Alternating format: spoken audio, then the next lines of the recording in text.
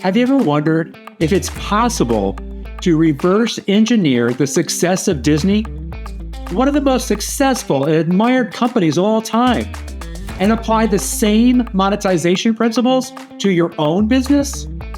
That's the main theme of this episode. And of course, we'll be covering lots of tips and strategies to help you monetize your business. I'm Robert Scrove, and this is the show that brings you profit-producing secrets from the greatest marketers in the world. My guest today is one of the foremost experts in Walt Disney and the Disney Company. He wrote the best-selling book, Walt's Way, which goes into detail about many of the fascinating marketing methods that Walt and his brother Roy innovated for Disney that in many cases were ahead of their time. My guest has empowered and equipped countless business owners to create a more profitable business as a result of applying these fascinating Disney secrets. Andrew Locke, welcome to the show. Oh, thank you, Robert. Really a pleasure to be here. I'm certainly a big admirer of both yourself and Caleb, so it's always fun to talk marketing. Thank you, Andrew. And of course, like anybody who's been to a Disney theme park knows, they're not afraid about monetization. You know, they charge premium prices, and frankly, most of the guests are perfectly willing to pay for it and come back time and time again for another Disney experience. But I have to ask, why do you think that what Disney does as a big entertainment company, how does that relate to everyday small business like the rest of us? Really, it comes down to the fact that the principles are valid in any industry, because although Disney might seem a world apart from our business, fundamentally, there's actually many similarities if you boil it down. They're a for-profit business, so are we. They want happy customers, so do we. They face rising costs and challenges with employees and all those kinds of things, as we do too. And they also face competition, as we do. So fundamentally, we all face the same kinds of business challenges. Fundamentally, we want to make a profit. So that's why the lessons actually can be boiled down into principles, and it's those principles that we can adapt in our own business. And it's exciting to do that, because we realize that when we start the process, there's so much that we can learn from this company that is one of the most profitable and admired companies in the world. And that combination of those two factors is actually quite rare. There's a lot of companies that are very profitable, but they're not necessarily admired. When I was reading Walt's Way, one is I really found fascinating how you tied the principles to everyday business, because you see a lot of books about Walt, but it's really about Walt. It's not about how to apply those strategies to your own business, and that was a really key difference in Walt's Way. But one of the other things that I found pretty fascinating was how Disney and the Disney companies were really a startup, and the humble beginnings that Walt and his brother Roy started with. And really, it really made those principles really relatable to any startup. Yeah, it's fascinating. A lot of people forget that about the company. In fact, Walt went bankrupt once and almost twice, but he was certainly stubbornly persistent. He was endlessly creative. He was a big dreamer. He looked for a gap in the market.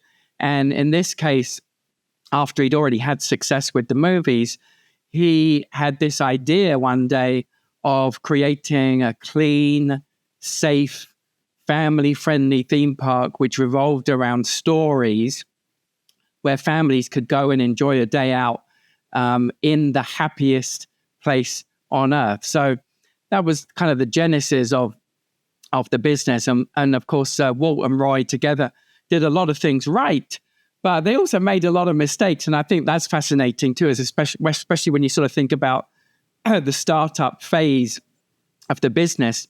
And just one example of that, up until 1985, not a crazy long time ago, Disneyland was closed on Mondays and Tuesdays. Did you know that? They they didn't think there would be enough demand, which is absolutely bonkers when you think about it now. But Insane. still, as a relatively small company back then in the early 80s, they just couldn't foresee their own potential.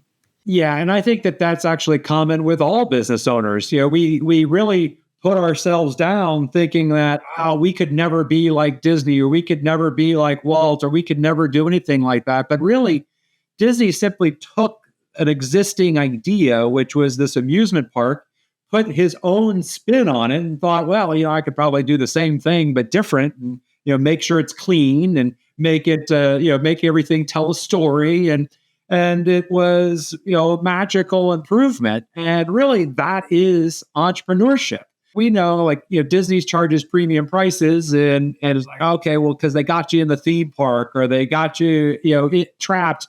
And so, like, how do we, Andrew, or how do we are going to trap our customers in a way that makes them like the fact that they're paying premium prices for our products? Walt fundamentally knew that it was far easier to get an existing customer to come back than to focus on attracting new customers. And that philosophy guided everything that he did in the business. And in fact, a famous quote, he said, "Do what you do so well that that's the customer, will want to come back and bring their friends." So really the fundamental thing that needed to be in place, and the reason really more than anything else for their success, was because Walt obsessed about creating a great experience that would naturally sell the next visit.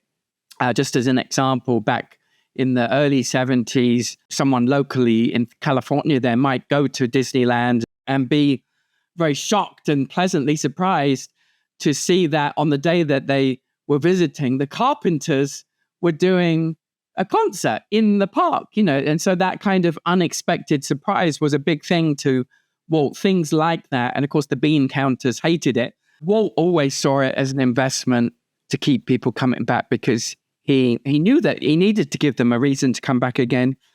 And coming back to that core philosophy, he realized that it was far easier to keep selling to existing customers than to attract new ones. And even today, Disney carries that on. There's always special events happening at a Disney park, whether it's the Food and Wine Festival or the Flower and Garden Festival, things like that, many other things. And they do that as a way to keep people coming back.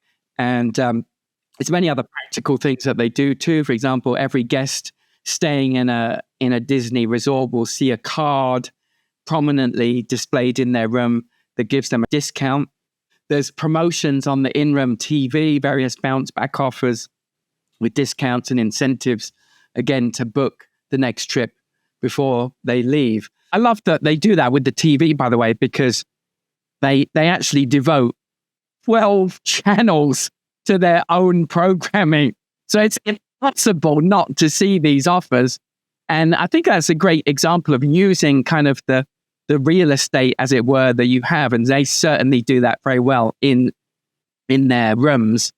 And I think the other part of this, coming back to the experience, that I think is worth mentioning is that according to a landmark Harvard Business Review study some years ago, the Western world, they explained, has transitioned through various economies over the years, ranging from the agricultural economy, I should say, in the late 1800s, early 1900s, into the industrial economy, and then the service economy, which was very prominent late 70s into the 80s and 90s. And the real point is that they clearly stated that where we are now, as in the Western world really, is the experience economy. So in other words, what people want more than anything is an experience, a memorable, positive experience. And if you take an example from another industry, let's say the airline industry, I love this example because I think it's very relatable. If you fly on one of the top US airlines, let's say Delta, but then compare that to someone like Qatar in the Middle East, there is no comparison. So with Qatar, for example, You can eat or drink whenever you want to, right? Who would have thought? You have a massive 28-inch TV with all the latest movies. The 2 center seats convert to a double bed. And the list goes on and on and on and on. And so customer service is now assumed. It's assumed by people. It should be a given. It should be exceptional. Of course, it's not. And so those companies that are currently focused on customer service, they don't understand that we're beyond that now. We are firmly in the experience economy. But of course, Disney was so ahead of their time because they were really the inventors of the experience economy. So that served them well. When you have a customer first, a focus on bringing repeat business, a focus on getting a customer and being able to serve them over a course of many weeks or months, it changes everything about how you approach the offer that you use, the initial transaction, the marketing message, the product that you actually deliver. And it really completely re-engineers the experience around this mission of serving the customer and having them become a lifelong repeat customer versus a one and done sort of situation. And so I think that, like, first and foremost, having that point of view and building the business based on that expectation is absolutely job one, because that helps reframe everything you're doing. The other piece of that Disney also did, and that's kind of how we started this conversation, was those premium prices. And what is it about the experience? What is it about how they interact with their customer that makes customers feel good about paying much more than they would at any other place? One of the most misunderstood aspects of most businesses, I think, is pricing, because to this day, most business owners seem to believe that many customers make buying decisions around price. And that is simply not true. Even customers who say price is important to them, they don't realize their own decision-making process. And an easy way to prove that is to look at the cars that people drive. Because if we all bought by price, or even if many of us bought by price, we'd all be driving a Ford Fiesta, right? Or whatever the cheapest car happens to be. But that's not the case. There's the whole sliding scale of cars in the marketplace. And Disney understands that principle very well. And certainly they have always been a premium price provider, and they continue to push the boundaries of price further and further, which I think is absolutely fascinating, because even to them, in the last 10 years or so, they've pushed far beyond what they even thought was possible. And I'll give you a few examples.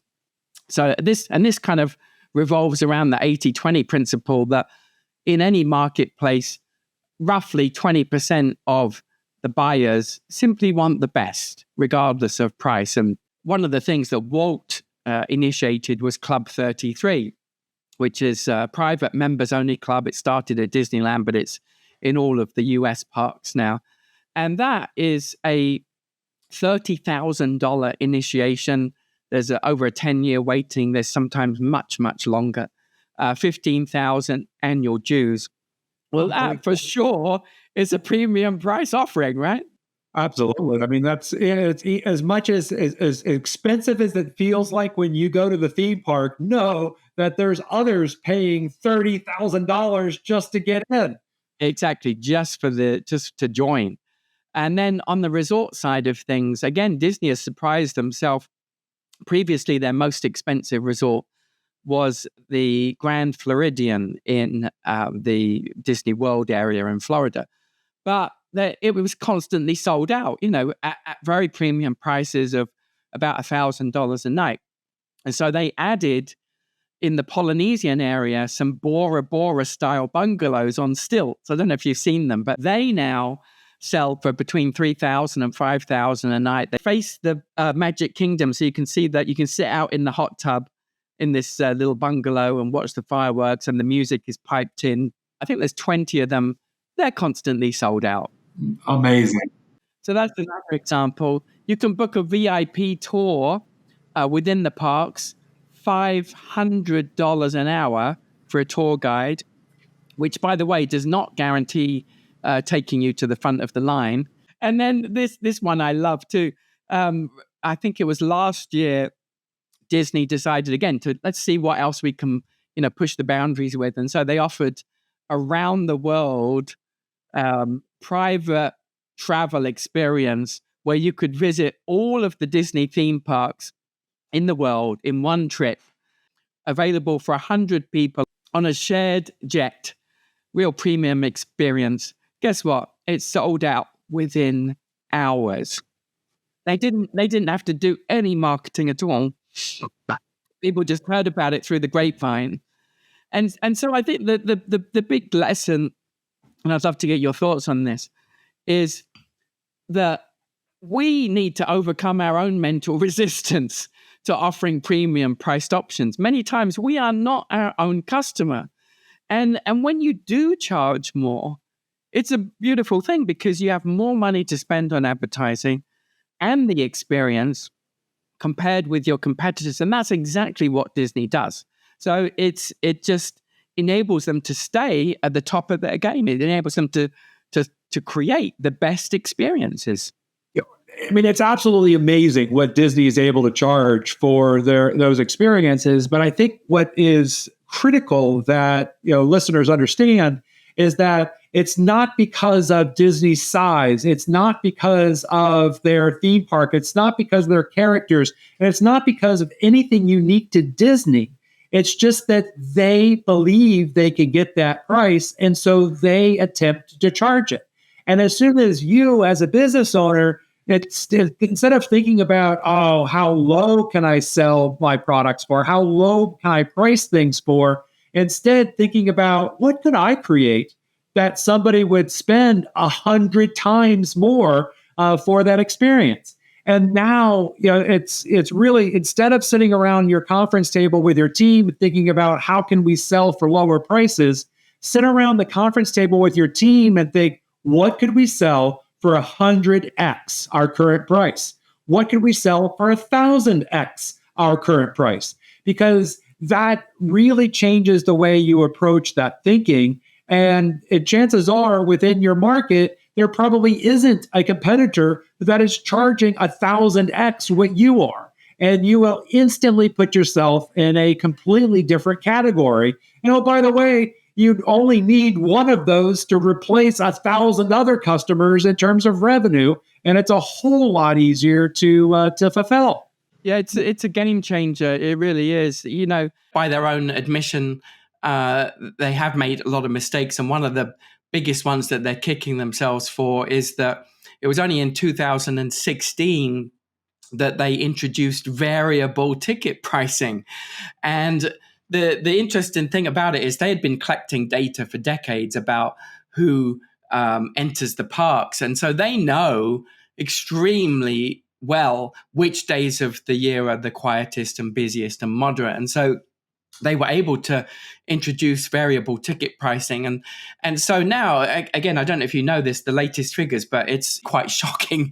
A one-day ticket to Magic Kingdom currently sells for between $142 on the low end and $201 at the peak times like Christmas. Isn't that just absolutely incredible? And it wasn't that long ago, they broke the $100 barrier. Yeah, and there's another lesson in there too, because they actually schedule price increases 3 times a year. It's a great lesson for business owners because most business owners are very nervous. They're worried about the pushback of customers. But now Disney's kind of trained people to expect the price increases. Of course, they may not know exactly when it happens, but it is scheduled. It's scheduled 3 times a year. We increase prices, and that's how they've got to this $200 range so fast. And interestingly, too, kids' tickets are almost the same price. They're only a few dollars less. Mm-hmm. And Disney defines a kid. Again, only in the Disney world could they do this. The Disney definition of a kid is 3 to 9. So for them, a 10-year-old is an adult. And it's kind of hilarious, but And of course, some people moan about those prices, but guess what? The parks are full. Yeah. So, other businesses have been using that strategy for years, particularly or notably airlines, Yep. where every seat on a plane can be a different price depending on the day of the week and the time and so on. But since Disney adopted that flexible pricing model, it's absolutely been a game changer, as you can imagine. We've gone through so much already. The whole principle of focus on maintaining your customers, bringing them back. This principle about charging premium prices. That together with some of the really tactical things. Talked about the variable pricing. You don't have to in your business charge the same. Particularly if you are a resort community. Maybe you actually have more expensive prices during season than you do for the locals off season. It's not that ridiculous to consider using that type of strategy. Also, some of the things that you said earlier, I really want to go back to because I think that they are absolutely critical. You talked about the televisions and the multitude of channels, and of course, it makes sense. They're a TV and movie company. Of course, they can produce content like that, but also just the card that gives a 20% discount for hotel guests if they book while they're still at the property. And then, you think of that, using the principle is to use your real estate, use your experience in order to lock in the next transaction. And, if you're a restaurant, why not, sell a reservation and a prepaid reservation at the time that somebody is having dinner. They're there on a Friday night. Would you like to come back next Saturday? We'll give you a 20% discount. If you had a 6:00 reservation, we can go ahead and give you a 6:00 reservation for next Saturday night, and you can prepay at a 20% discount if you would like. And and in our world, we often don't ever consider that. Like, oh my gosh, who would ever do that? You may want to offer it. You'll find out that probably 1 out of 5 customers say yes. And it does nothing to diminish the value of the ones that say, oh, no, thank you, but that sounds like an interesting idea. Yeah, and it's especially helpful, that strategy, because what it does is it creates a pattern of behavior. So it's not just even about the second visit. It's the fact that if you have a customer that orders from you twice in a relatively short time span, the likelihood then of them ordering again is infinitely higher than if they order once and they never hear from you again. It just drives me crazy that companies don't do this. I know you share the same experience, because we all do. We order from someone and then it's like crickets. You never hear from them again. It's just so dumb for them not to communicate, to continue to provide value, to continue to let me know about new offerings, to continue to send me offers. So few businesses do that, whether it's online or offline. And it's one of the biggest missed opportunities. Well, I think some folks have had the experience where it's a little bit off-putting, and you don't but maybe you've had experience where somebody was kind of overselling, and they didn't feel like they don't want to be salesy. They don't want their customers to perceive that they're chasing or nickel and diming them or what have you. What do you have to say about doing this in a way that the customers like and enjoy the experience? As you were talking, it reminded me of one of our mutual mentors, Dan Kennedy, would always say, be a welcome guest rather than an annoying pest. When I help business owners on this topic, typically they do give pushback and say, well, I don't like receiving email. I don't want more, letters from companies. And, typically it's email these days. But I always give the example of, to the point of, what Dan Kennedy said there about being a welcome guest. I love travel, as you know. And there's a company called Scott's Cheap Flights that was started by a guy called Scott. And Scott sends for free, and of course he has a premium service too, but he offers to send amazing deals on flights to different places. And not only does he send those deals, but he also sends information about destinations that you may not have thought about going to, like a little article. And the point is, I love receiving those emails. It's very relevant to me.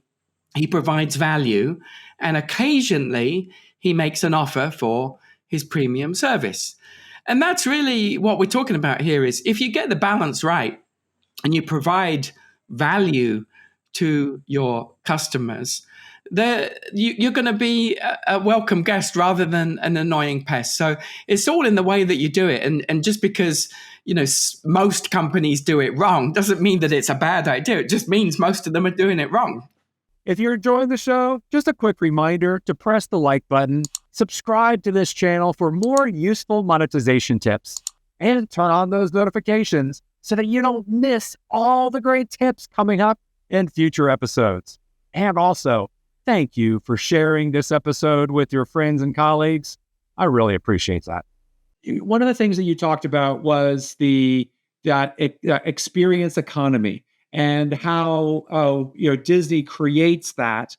How can somebody selling digital products online, or somebody who is maybe selling some health supplements online, or somebody who's trying to create a business and promote themselves, how can everyday businesses create that experience? Well, admittedly, it is more challenging online, but it certainly is possible.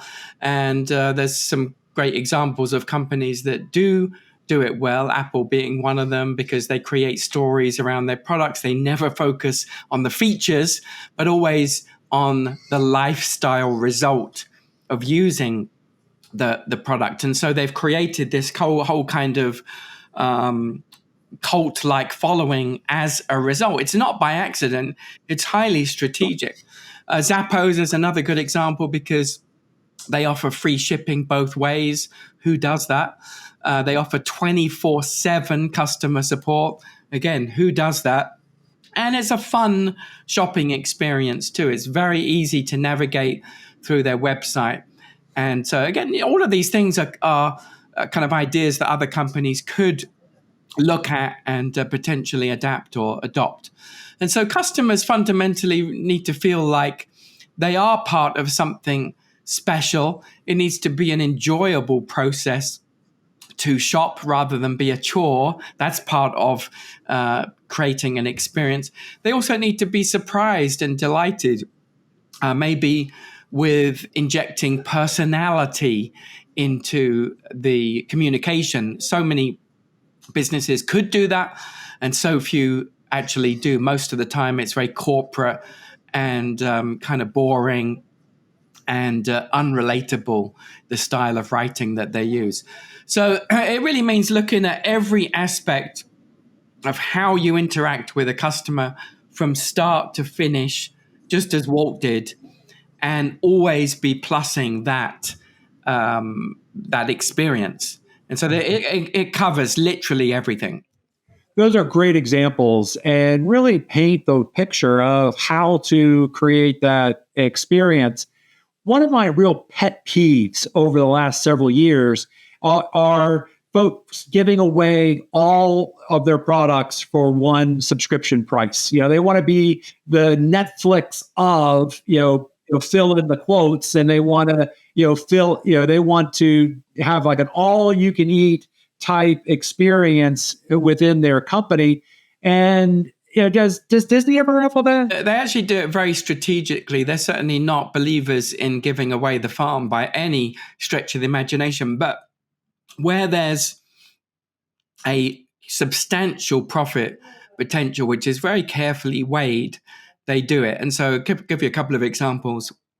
One is within the resorts of Disney World and Disneyland in California, they offer an unlimited soda option to guests, and it's $25. Interestingly, they give you a sort of a refillable mug, but you can only use that mug inside the hotel. It has one of these little chips inside it, so you can only refill it after a set amount of minutes. So in other words, you can't like fill it up, give it to each family member, and then refill it. You know, they've got it kind of very carefully figured out. But logically, if you think about it, a guest could go out to the local supermarket and buy a dozen 2-liter bottles of Coke from the supermarket for a similar price.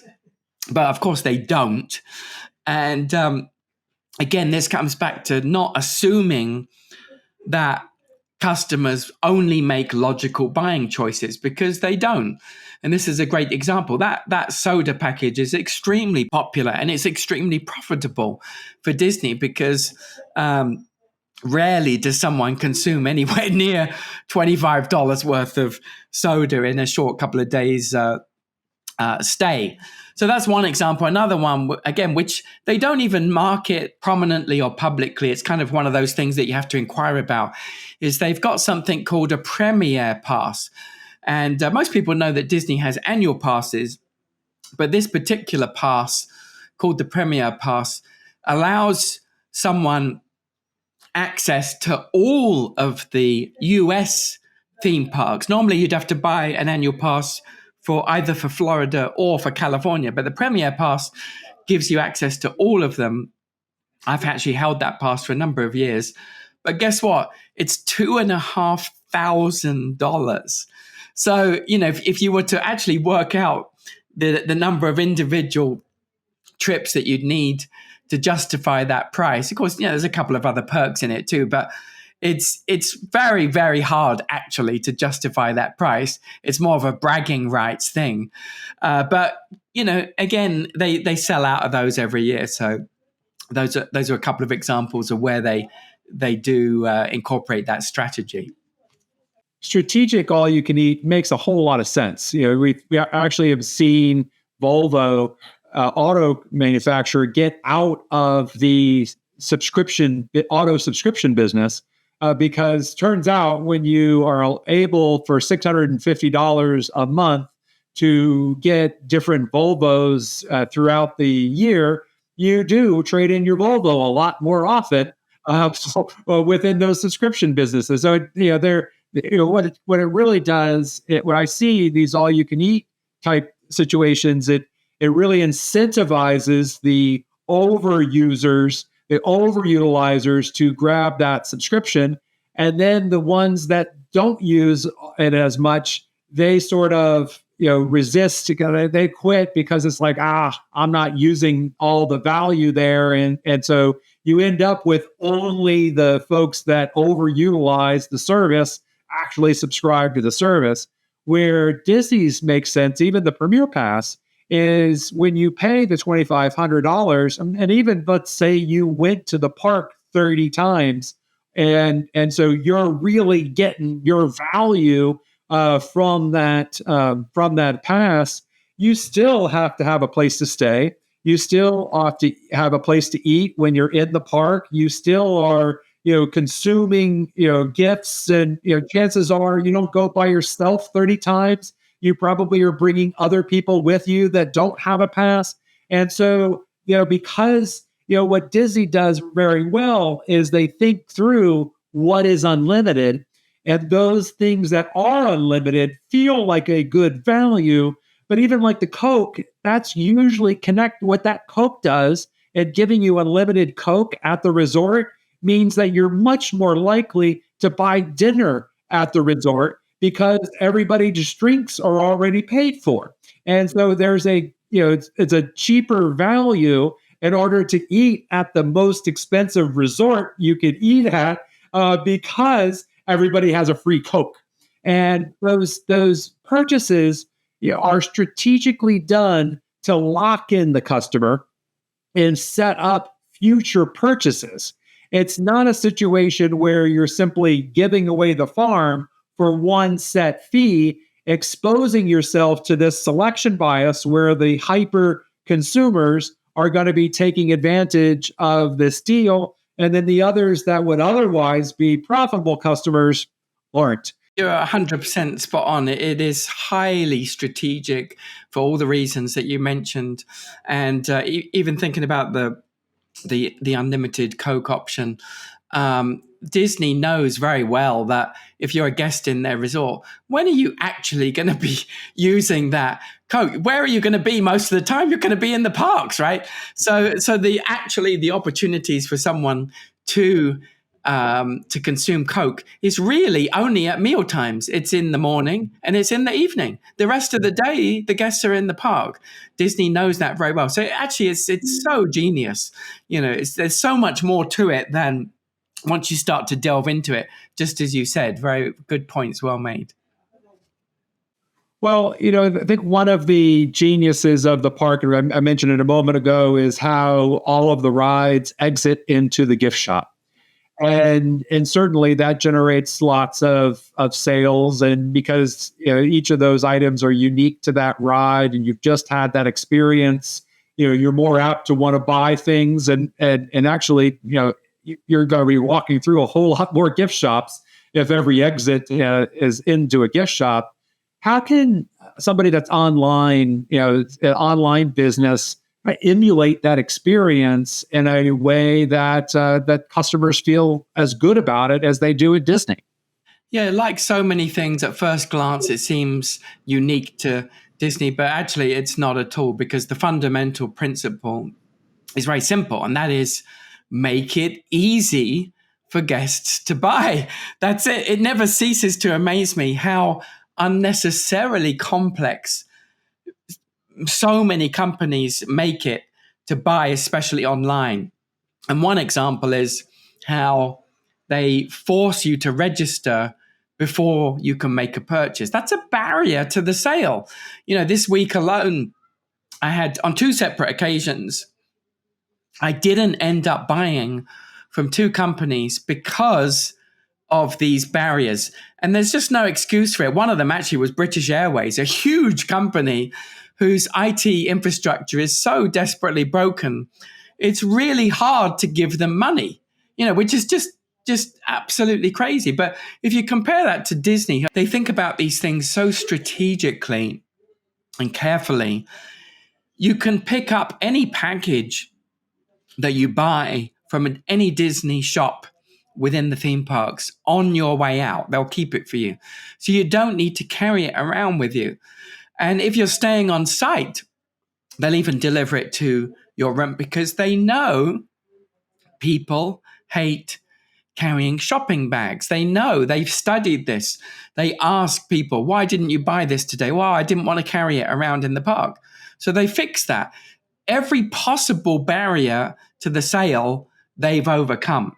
And Walt thought through these things when he designed the parks. Like you said, he got rid of all the walls between the shops on Main Street, which no one had ever thought about doing before in a similar situation. And it meant that once you're in a shop, you naturally walk from one store into the other. You don't go out of the shop and then probably never go into the next shop. It's so clever. But this was Walt. He thought through every little detail. I think that the really a core principle is understanding why your customer didn't buy and then solving that problem. And just like British Airways, they, if they were paying attention, they would see that they have a glitch in their checkout process, because, people are selecting flights and they're getting to this checkout process and then abandoning them. And if they kind of scratch their heads and try to get to, like, why is this happening? They could discover the driver. And I think too that that whole mindset of don't want to carry it around, you're just to an observer, if you're standing in the gift shop as an employee or as an executive and you're watching people shop and they pick up things, or maybe the kid brings something to them and they go, oh, we'll put it back. Well, it's very easy to say, oh, well, maybe they've already spent too much money today. Maybe they want to, you can make up a whole, maybe they don't like that. Or maybe the kid has already bought a bunch of toys yesterday. You can make up a story as to why that behavior is happening. And really, it's only until you ask, and probably ask a few times, because you might actually get, oh, that was too expensive, or he doesn't need that. You might get some polite answers before you get down to the, oh, I just don't want to carry that shit all day. And now you're able to go, the first reaction is like, oh man, how are we going to have a checkout process? Think people are going to forget stuff that they bought at the exit. And are we going to have to chase them down? Like, is there going to be a big line? Is there, how do we match up the right bag? What if they buy multiple things? Are we going to have to, have like, a hook for that family where everything they bought? How do we chase? There's a whole bunch of logistics in fixing that problem, but that's the game, and that is entrepreneurship, is removing those barriers so that your customers can buy more. And really, a lot of monetization principles is simply the fact that you are removing barriers to customers buying from you, and whether it's a shopping cart online or it's a shopping experience in person. Interestingly, that it's a constant work in progress for them. And one of the things that they've recently done, which again, I just think is absolutely genius, is they now, within any of the stores in the theme parks, they allow you to self-checkout. So the Disney app, which they encourage you to download before your visit, allows you to check out your own purchases while you're in the store. And they've adopted sort of a Costco-like approach where, so you go through that process, grab your item, no need to stand in line. And then there's someone at the exit, and you show them, the confirmation barcode, and they check what you've got, and you're on your way. So it's eliminated having to stand in line if you don't want to. If you want the personal service, you can still do that. But if you're in a bit of a hurry, again, that barrier of having to wait has been eliminated. Any business, any bricks and mortar business that's busy could adopt something like that, but they just don't think about it. They don't take the time to understand what's going on in the store. Well, we've absolutely covered a whole lot of territory here, from having having a focus on customer retention and being able to bring your customer back. The focus on the experience, using every bit of real estate that you have in terms of, promoting products and other complementary things that your customers could buy. Using this transaction to set up the next transaction, before the customer leaves, go ahead and sell the next experience. And then also this removing barriers from the buying process so that your customers buy more. One of the other things that I saw in the book, Walt's Way, that I was also very impressed with was this concept of scarcity and how Disney incorporates that. You think of this massive place, with all of this stuff, like how on earth could they employ this strategy of scarcity in order to generate more sales? Yeah, again, it's so clever, and it's very strategic. You probably remember their Back in the Vault campaign of the 80s and 90s, where every time they released a movie, which was on VHS back then, it was only available for a very short time. And then they would say, now, then it's going back into the vault, and you wouldn't be able to buy it. And what they've done is they've applied the same strategy to all merchandise within the parks. And there's sort of different layers to this. So firstly, everything you see in the stores in a Disney theme park is only available now for a maximum of a year. So if you're thinking, well, I'll get it on my next visit next time, they'll let you know it's not going to be available. So you need to buy it now.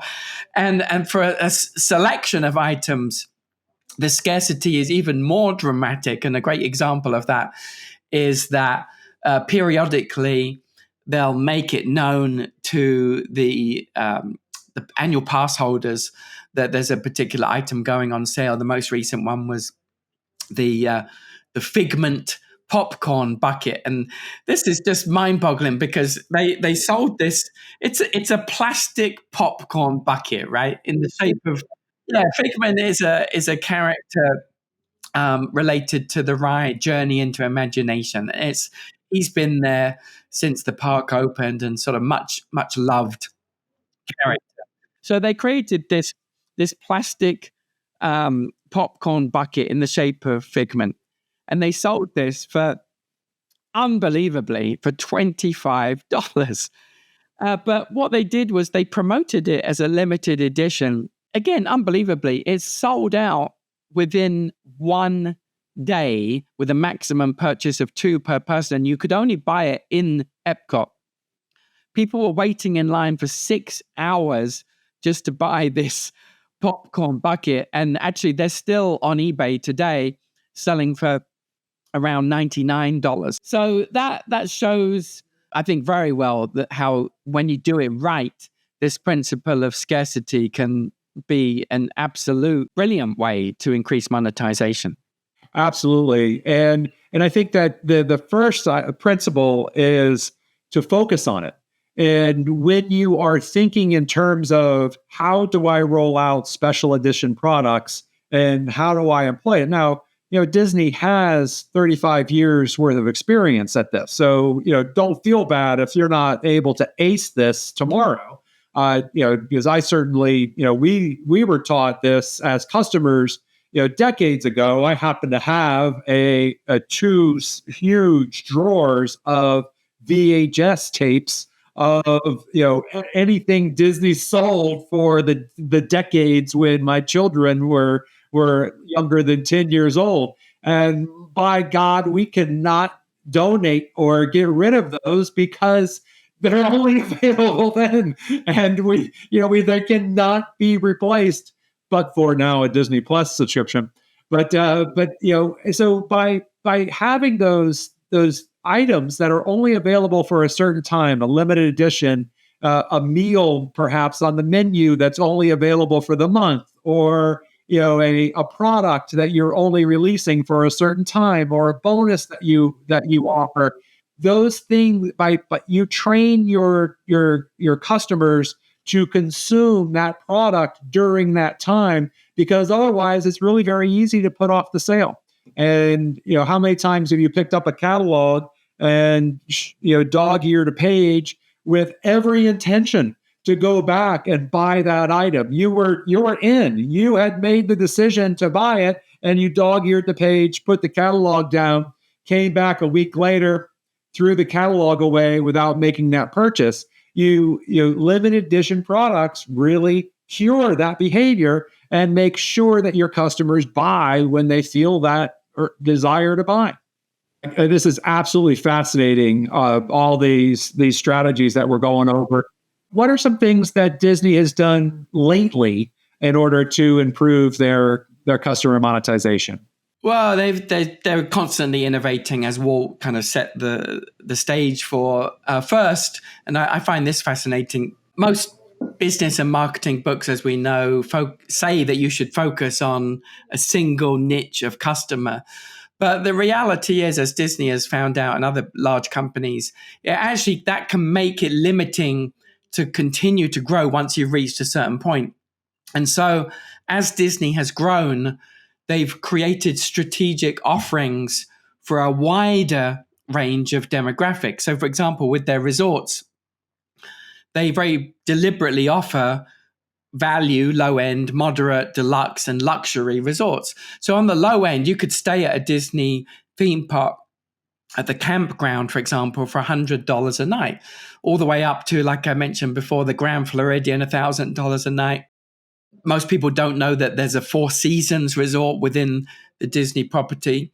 And also there's the now defunct, but it was operating for a couple of years, the Star Wars Galactic Cruiser Hotel, which was $3,000 a night. And there's a very interesting kind of lesson there that they actually discovered that one was too niched, because there's not enough Star Wars fans who also had disposable income and who had the time to spend there. So it was actually about $6,000. That was kind of a lesson learned. But they very strategically made those offerings for different demographics. And they also target their advertising now to different demographics. And I think this is fascinating because they have a division that creates advertising, of course, for families with kids. That's the main demographic. But they also create advertising for groups of young single adults. They also create advertising for couples with no kids. They also create advertising for retirees. They create advertising for international tourists. And they also create advertising for highly affluent guests. So I think that's really an incredible example of widening out once you reach a certain point and identifying who are our customers, who are our guests, and then strategically targeting them for future business. Again, so few businesses do that. Because they've been taught you need to focus on this, on your core demographic. If in any other theme park industry, it's they only look at families with kids. But there's many other demographics that are profitable that attend theme parks, and that's what Disney has figured out so well. So absolutely brilliant. For most of the business owners I encounter, they are really focused on their product, what they actually deliver or their service that they deliver to their customers. And even getting them to focus on their customers, to the extent they do that, they often go, well, my customers wouldn't buy that. They're like, well, what about, I get maybe 90% of your customers wouldn't buy that, but let's focus, are there 5 or 10% of your customers who would buy this and who would respond in this way?